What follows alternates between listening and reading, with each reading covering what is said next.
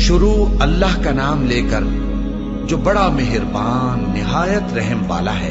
جو چیز آسمانوں میں ہے اور جو چیز زمین میں ہے سب اللہ کی تسبیح کرتی ہے، اسی کی سچی بادشاہی ہے اور اسی کی تعریف ہے، اور وہ ہر چیز پر قادر ہے۔ وہی تو ہے جس نے تم کو پیدا کیا، پھر کوئی تم میں کافر ہے اور کوئی مومن، اور جو کچھ تم کرتے ہو اللہ اس کو دیکھتا ہے۔ اسی نے آسمانوں اور زمین کو حکمت سے پیدا کیا، اور اسی نے تمہاری صورتیں بنائیں اور صورتیں بھی اچھی بنائیں، اور اسی کی طرف تمہیں لوٹ کر جانا ہے۔ جو کچھ آسمانوں اور زمین میں ہے وہ سب جانتا ہے، اور جو کچھ تم چھپا کر کرتے ہو اور جو کھلم کھلا کرتے ہو اس سے بھی آگاہ ہے، اور اللہ دلوں کے بھیدوں تک سے واقف ہے۔ کیا تم کو ان لوگوں کے حال کی خبر نہیں پہنچی جو پہلے کافر ہوئے تھے؟ تو انہوں نے اپنی کرتوت کی سزا کا مزہ چکھ لیا، اور ابھی دکھ دینے والا عذاب اور ہونا ہے۔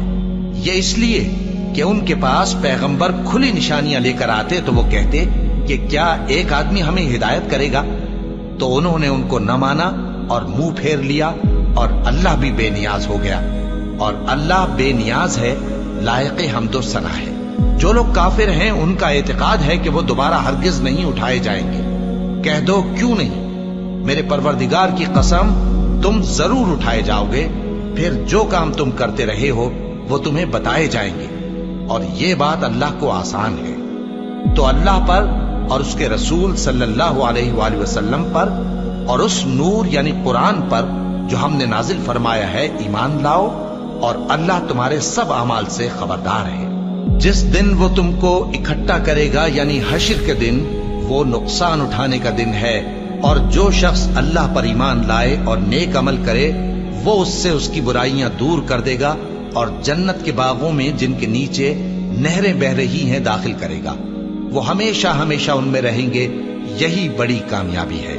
اور جنہوں نے کفر کیا اور ہماری آیتوں کو جھٹلایا وہی اہل دوزخ ہیں کہ ہمیشہ اس میں رہیں گے، اور وہ بری جگہ ہے۔ کوئی مصیبت نازل نہیں ہوتی مگر اللہ کے حکم سے، اور جو شخص اللہ پر ایمان لاتا ہے وہ اس کے دل کو ہدایت دیتا ہے، اور اللہ ہر چیز سے باخبر ہے۔ اور اللہ کی اطاعت کرو اور اس کے رسول کی اطاعت کرو، بس اگر تم منہ پھیر لوگے تو ہمارے پیغمبر کے ذمے تو صرف پیغام کا کھول کھول کر پہنچا دینا ہے۔ اللہ جو معبود برحق ہے اس کے سوا کوئی عبادت کے لائق نہیں، تو مومنوں کو چاہیے کہ اللہ ہی پر بھروسہ رکھیں۔ مومنوں، تمہاری بیویوں اور اولاد میں سے بعض تمہارے دشمن بھی ہیں، سو ان سے بچتے رہو، اور اگر معاف کر دو اور درگزر کرو اور بخش دو تو اللہ بھی بخشنے والا ہے، مہربان ہے۔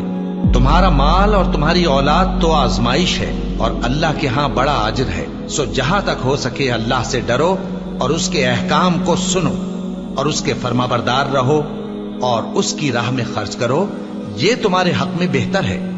اور جو شخص طبیعت کے بخل سے بچایا گیا تو ایسے ہی لوگ راہ پانے والے ہیں۔